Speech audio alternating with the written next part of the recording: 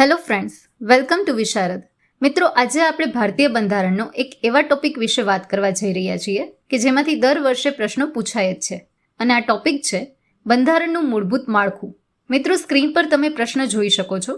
પ્રથમ દ્રષ્ટિએ આ પ્રશ્ન અઘરો લાગી શકે છે કારણ કે ઓપ્શન ખૂબ કન્ફ્યુઝિંગ છે, પણ ચિંતા ના કરો. આજે આપણે આ વિડીયોમાં માત્ર ઓપ્શન્સ ગોખવાના નથી, પણ સુપ્રીમ કોર્ટના ઓરિજિનલ જજમેન્ટ્સ અને ઓથેન્ટિકેટ સોર્સિસના આધારે આખા કન્સેપ્ટને ક્લિયર કરવાનો છે. અને વિડીયોના અંતે આપણે જોઈશું કે આ ચારમાંથી સાચો ઓપ્શન કયો છે અને બાકીના 3 ઓપ્શન્સ કેમ ખોટા છે. તો ચાલો આજના આ મહત્વના સેશનને શરૂ કરીએ. સૌથી પહેલા એ સમજીએ કે આ મૂળભૂત માળખું શબ્દ ક્યાંથી આવ્યો. આપણા બંધારણની આર્ટિકલ 368 સંસદને બંધારણમાં સુધારો કરવાની એટલે કે એમેન્ડમેન્ટ કરવાની સત્તા આપે છે. આઝાદી પછી સંસદ અને સુપ્રીમ કોર્ટ વચ્ચે એક લાંબી લડાઈ ચાલી કે શું સંસદ બંધારણમાં ગમે તે સુધારો કરી શકે? શું સંસદ આપણા ફંડામેન્ટલ રાઇટ્સને પણ છીનવી શકે? આ વિવાદનો અંત આવ્યો 24 એપ્રિલ 1973ના રોજ. ભારતના ન્યાયિક ઇતિહાસનો સૌથી મોટો case Kesavananda Bharati versus state of Kerala. આ કેસમાં અત્યાર સુધીની સૌથી મોટી 13 જજની બેન્ચ બેઠી હતી. સુપ્રીમ કોર્ટે એક ઐતિહાસિક ચુકાદો આપ્યો. કોર્ટે કહ્યું, સંસદ પાસે બંધારણમાં સુધારો કરવાની વ્યાપક સત્તા છે. એ ગમે ત્યાં સુધારો કરી શકે છે, પણ તે બંધારણના બેઝિક સ્ટ્રક્ચરને નષ્ટ કે ક્ષતિગ્રસ્ત કરી શકતી નથી. સરળ ભાષામાં સમજીએ તો જેમ કોઈ બિલ્ડિંગના પિલર્સ તોડી નાખવામાં આવે તો આખી બિલ્ડિંગ પડી જાય, તેમ બંધારણના પણ અમુક એવા પિલર્સ છે જેને સંસદ ક્યારેય હટાવી શકતી નથી. જો તેને હટાવવામાં આવે તો બંધારણનો મૂળ આત્મા જ મરી જાય. હવે સવાલ એ થાય કે આ બેઝિક સ્ટ્રક્ચરમાં કઈ કઈ બાબતો આવે? બંધારણમાં ક્યાંય આની વ્યાખ્યા નથી આપી. સુપ્રીમ કોર્ટે કહ્યું કે અમે સમય સમય પર અલગ અલગ કેસના જજમેન્ટમાં આ લિસ્ટ જાહેર કરતા રહીશું. ચાલો પ્રમાણિત સ્ત્રોત મુજબ આ લિસ્ટના સૌથી મહત્વના 3 તત્વો વિશે વાત કરીએ, જે આપણા પ્રશ્ન સાથે સીધા જ કનેક્ટેડ છે. ફર્સ્ટ, રૂલ ઓફ લો, કાયદાનું શાસન.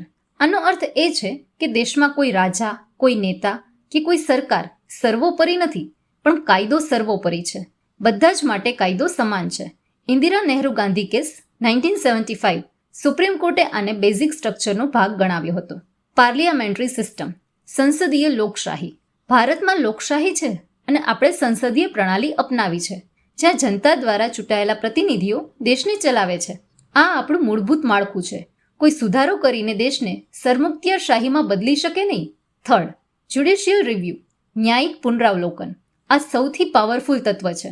આનો અર્થ એ છે કે જો સંસદ કે વિધાનસભાઓ કોઈ એવો કાયદો બનાવે જે બંધારણની વિરુદ્ધ હોય તો સુપ્રીમ કોર્ટ કે હાઈકોર્ટ તેને ન્યાયિક તપાસ કરીને તે કાયદાને રદ કરી શકે છે.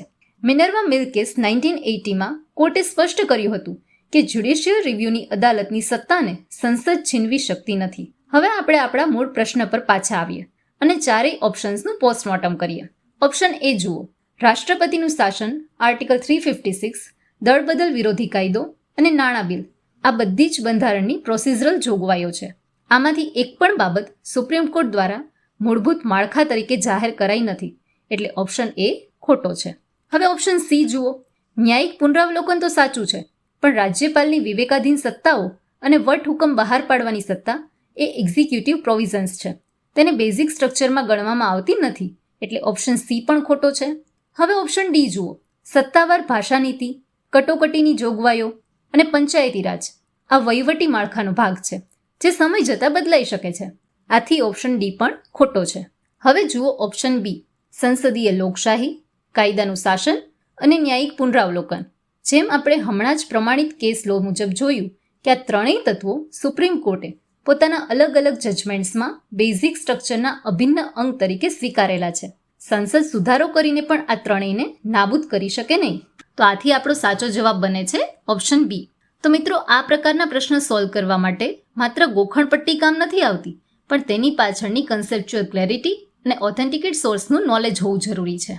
મિત્રો, જો તમને આ વિડીયો ગમ્યો હોય અને કન્સેપ્ટ ક્લિયર થયો હોય તો વિડીયોને લાઇક કરો, તમારા મિત્રો સાથે શેર કરો અને પરીક્ષામાં આવી જ સચોટ માહિતી મેળવવા માટે વિશારદ ચેનલને આજે જ સબસ્ક્રાઇબ કરો. તમારો કોઈ પણ પ્રશ્ન હોય કમેન્ટ બોક્સમાં જરૂર જણાવો. મળીએ છીએ આગામી વિડીયોમાં. ત્યાં સુધી વાંચતા રહો, આગળ વધતા રહો. All the best. Thank you so much.